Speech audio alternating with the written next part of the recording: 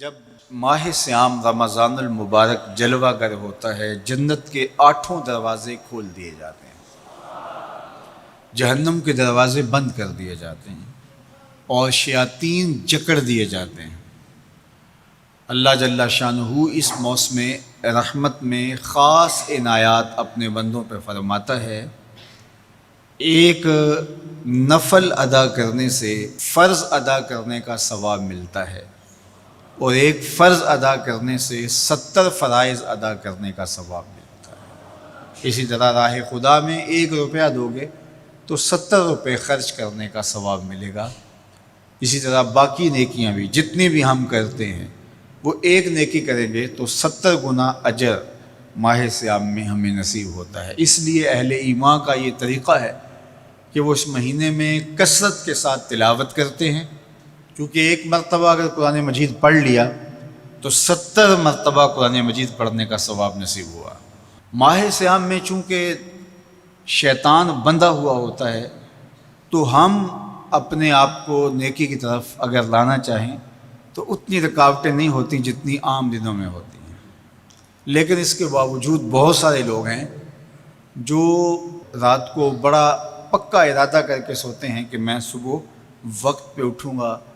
اور نوافل بھی پڑھوں گا اور نماز بھی ادا کروں گا، لیکن جب صبح ہوتی ہے تو انہیں یا تو جاگ نہیں آتی یا نیند سے بیدار ہو جاتے ہیں، بستر سے اٹھا نہیں جاتا۔ جبکہ وہی شخص انہوں نے صبح سبزی منڈی جانا ہو تو چھلانگ لگا کے اٹھتے ہیں اور سبزی منڈی پہنچتے بھی ہیں۔ سستی، طبیعت کا کسل نہیں ہوتا۔ عمومی طور پہ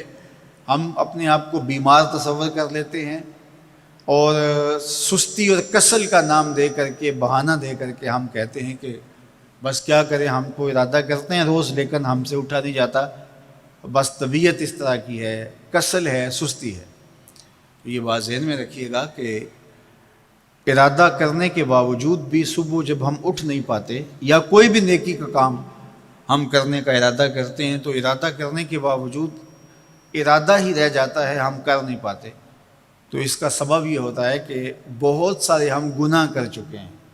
اور ان گناہوں کی وجہ سے ہم نیکی کی توفیق نہیں پاتے۔ حضرت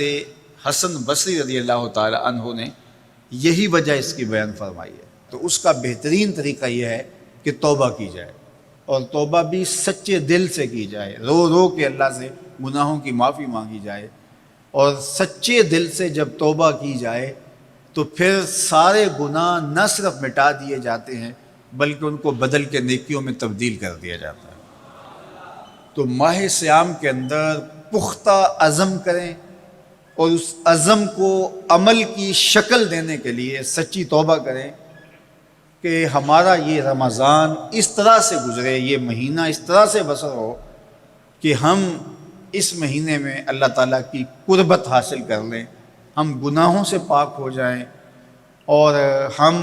جو ثمرات ہیں، جو فوائد ہیں اس مہینے کے، وہ ہم سمیٹ سکیں۔ تو یہ وہ مہینہ ہے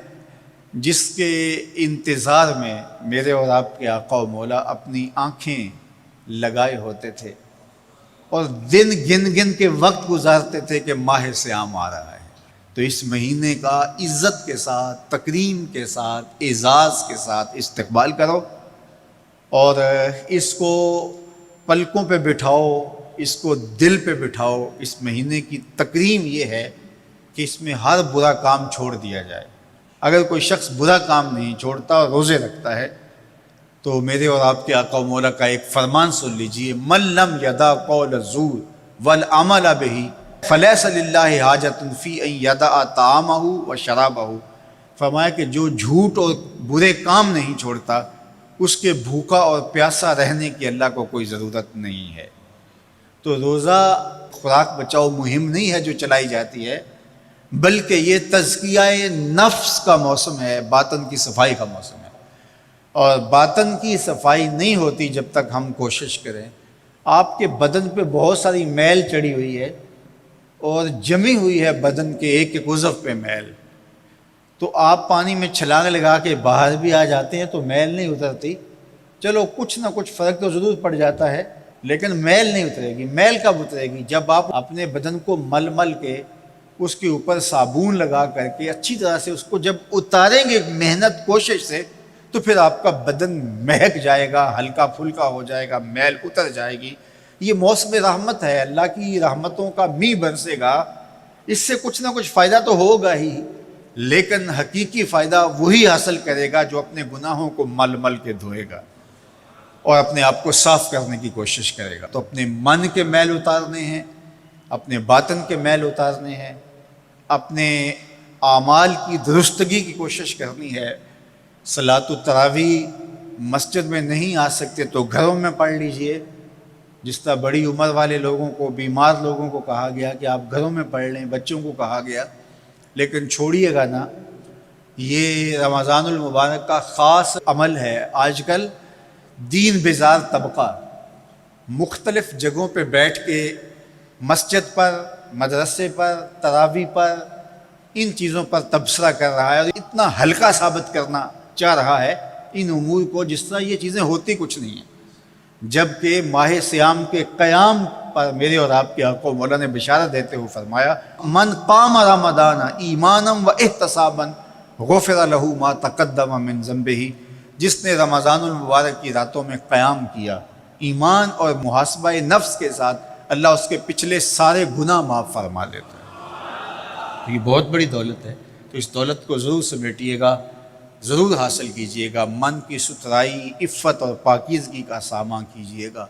اللہ آپ سب کو اپنی امان میں، اپنی حفاظتوں کے حصار میں رکھے۔